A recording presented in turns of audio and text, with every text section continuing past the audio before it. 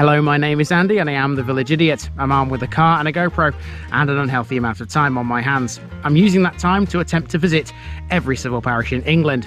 You're watching the Trafford series. Trafford is one of the 10 districts of Greater Manchester and it only has 4 parishes. Let's dive in and see which one we're in today.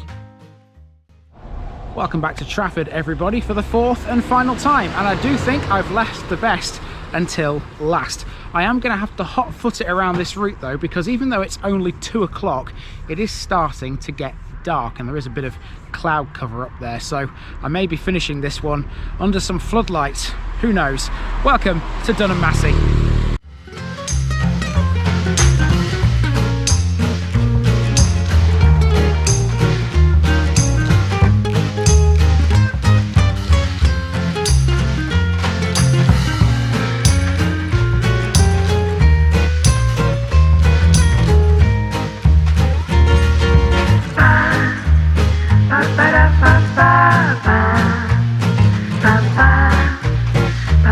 Here's my disclaimer for people who may be watching me for the first time. I say things as I would in my native accent and dialect. As a result, I may not pronounce things in the same way as the locals do. Remember, I'm a visitor. It's impossible to know everything. Leave me a comment, spin me a like and bash that subscribe button. Let's get to today's parish video.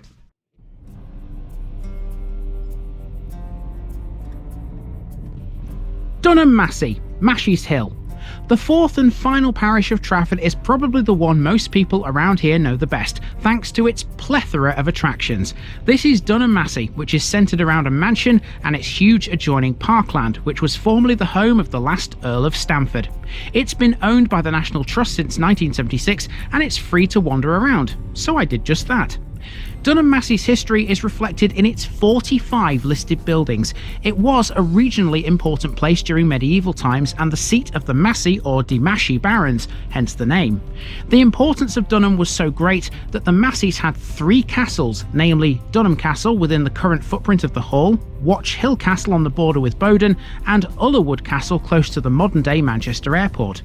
The Masseys remained lords of Dunham and its environs until the 14th century, when the family's male line became extinct.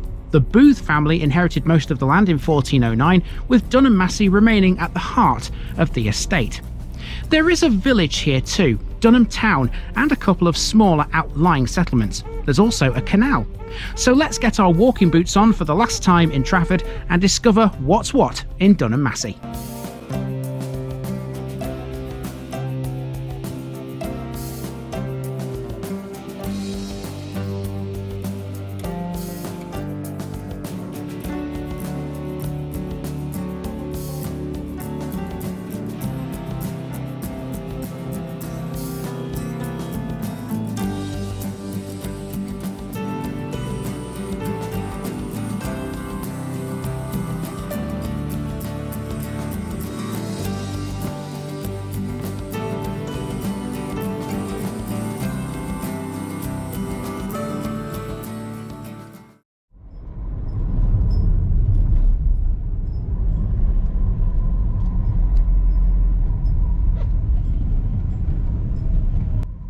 After passing over an old railway line, we start with a long drive into Dunham Massey from Warburton via one of the outlying settlements surrounding the estate.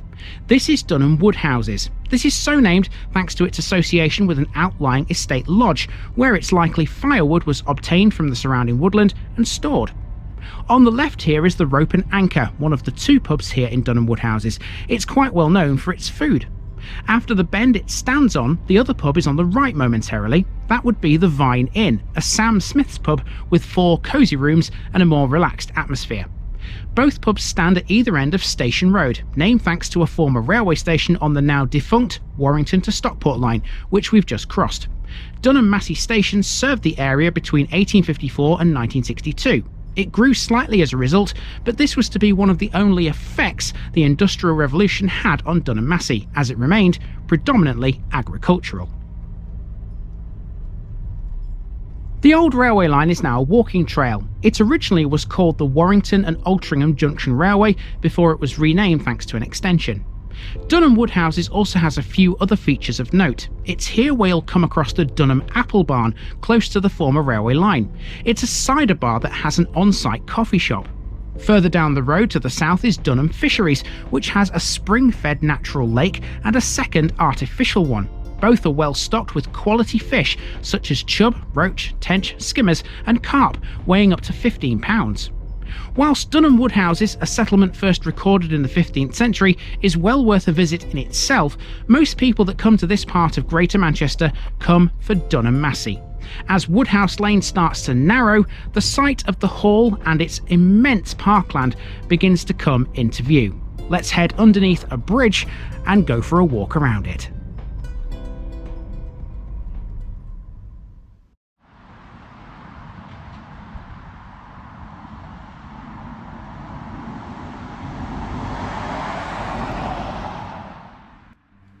Our main walk begins on Woodhouse Lane, the B5160, alongside the northern perimeter wall of Dunham Park, a huge expanse of parkland associated with Dunham Massey Hall. A lot of the parkland is forested, and some of its trees form a nice little canopy over the road at this point. There's a handful of pretty houses along the road too here, likely estate cottages once upon a time. You can access the park for free, and there are several pedestrian gates into Dunham Massey. Here's one of them, so let's head on in and have a look. The first thing you're met with is a map of the estate. Effectively, Dunham Massey Hall and its collection of buildings sit in the northernmost reaches, and the parkland covers a swathe of land to the south. There are several landmarks to see in here, and the first is a lake known as Smithy Pond. It's not uncommon to see plenty of birds and waterfowl on this. When the rangers last surveyed the park for wildlife, they counted 227 different species that call it home. Some of the UK's rarest species of beetle can also be found here.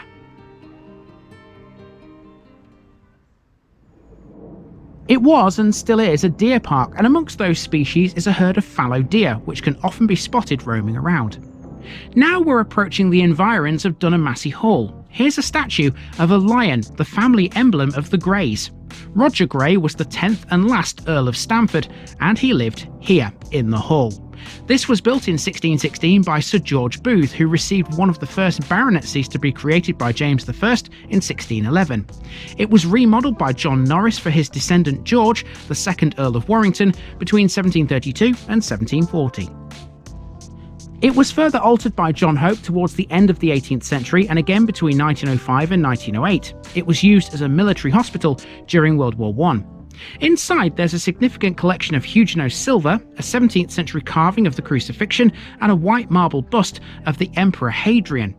The hall, stables and the carriage house are all Grade 1 listed buildings, accounting for half of the 6 with that status in Trafford as a whole. Roger Grey bequeathed the estate and its buildings to the National Trust in 1976.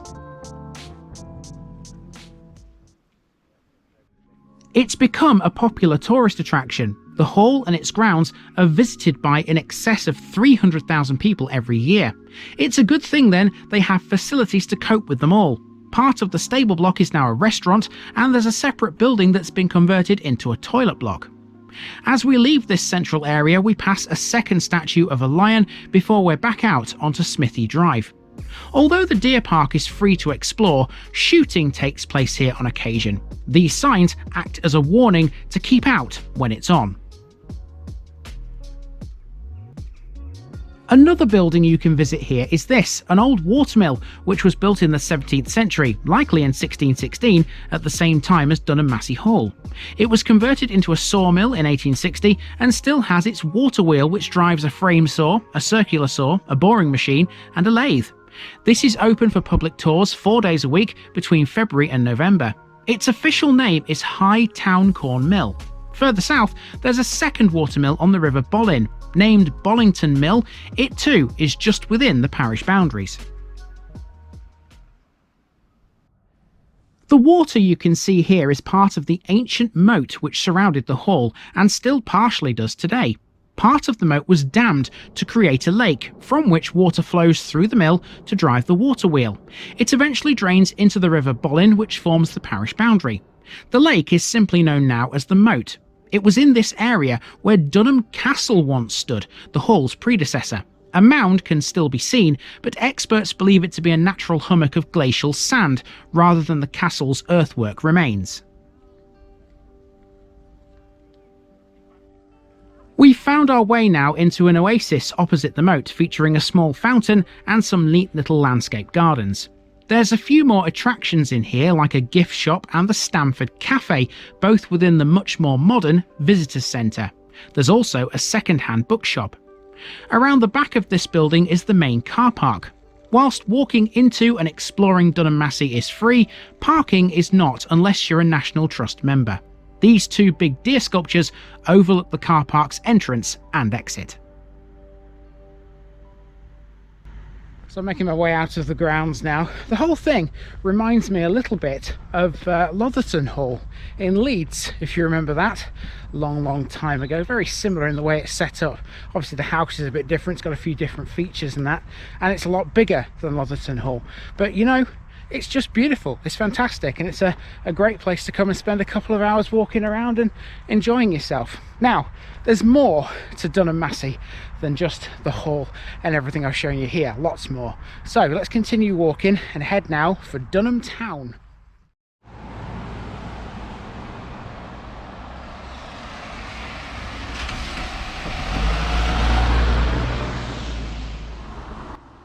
Although this looks like a railway bridge, it's actually something far more interesting. This bridge is carrying a waterway. It's an aqueduct, one of two in Dunham Massey. Both of them carry the Bridgewater Canal, this one over Woodhouse Lane, the other over the River Bollin.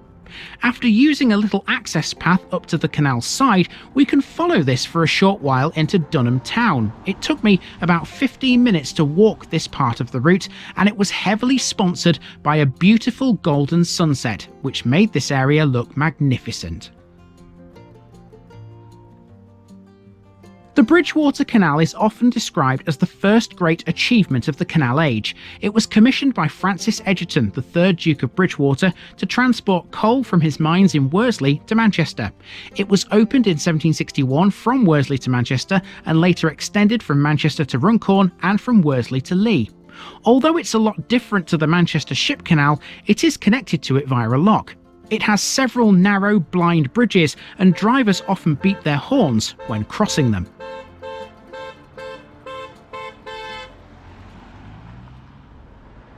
After exiting the towpath at School Lane Bridge, we find ourselves at Dunham Massey Village Hall. Now a community venue for amateur dramatics, the local Women's Institute, and more, the Village Hall used to be Little Heath School, hence the name of School Lane. The building attached to the hall has a circular plaque over its door, which tells us it was built in 1759 and was endowed by the will of Thomas Walton. Following this, there's a handful of houses before we come to Dunham Town's only pub, the Axe and Cleaver. This is a traditional oak beam pub dating from 1880. It originated as a house with a beer licence, but now it's a popular place for food. Walkers and cyclists both like this one because of its proximity to both Dunham Massey Hall and the former railway line at Dunham Woodhouses. Only slightly older than the pub is the only active religious building in the village. That would be St Mark's Church, which stands on the corner of Back Lane. It was built in 1864 as a chapel of ease to Bowdon, but became the parish church 9 years later in 1873. This should not be confused with St Margaret's Church in Altrincham, which is in the benefice of Dunham Massey. It should also be noted that this is not the only religious building within Dunham Massey Parish. To the north of the village is the hamlet of Cinderland Green, which has something called the Chapel in the Fields. In the churchyard here is the War Memorial, which honours the 19 men lost in the 2 World Wars. As you leave the church, on the other side of the road is this house, which used to be Dunham Town's post office.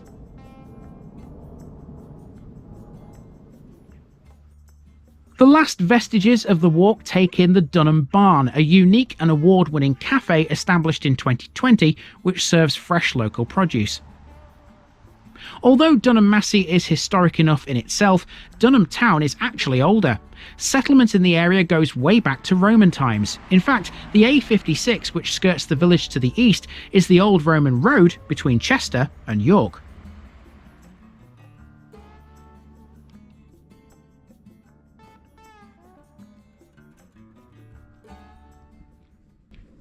So there you go, we are fully around the route around Dunham Massey, and what a lovely place this is. I've thoroughly enjoyed this, and with the sun going down, the sunset on all these lovely gorgeous buildings and landmarks, it's just been fabulous. I cannot recommend this place enough. So if you ever find yourself in this part of Manchester, bring yourself here for a day out. You will not regret it. I've got one more thing to cover in this episode, and it's a crematorium. So we're going to drive over the bridge and beep our horn on the way, and we'll go and see that to finish.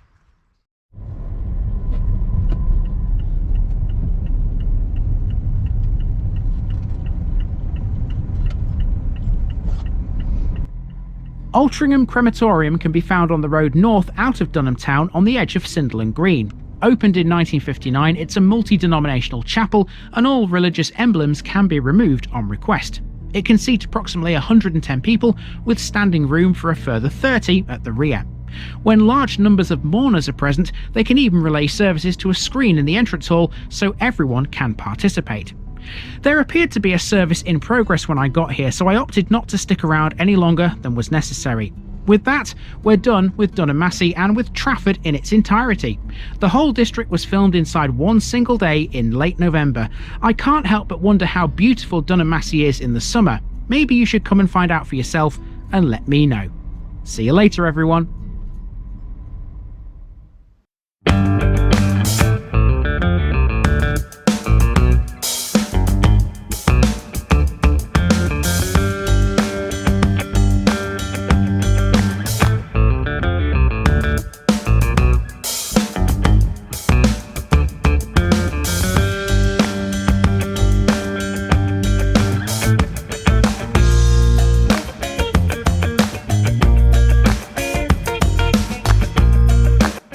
Thanks for watching this video, folks. Don't forget to like this episode if you haven't already. It really makes a difference with YouTube. If you're new here, subscribe to the channel for more videos like this, and give us a share too if you've got friends who'd like it. You can find all the links to my social media accounts below, as well as my Buy Me a Coffee page where you can donate to the channel. Also, if you've enjoyed this episode, have a look at some more videos in this series. Until next time, I've been Andy, also known as the Village Idiot, and I'm out.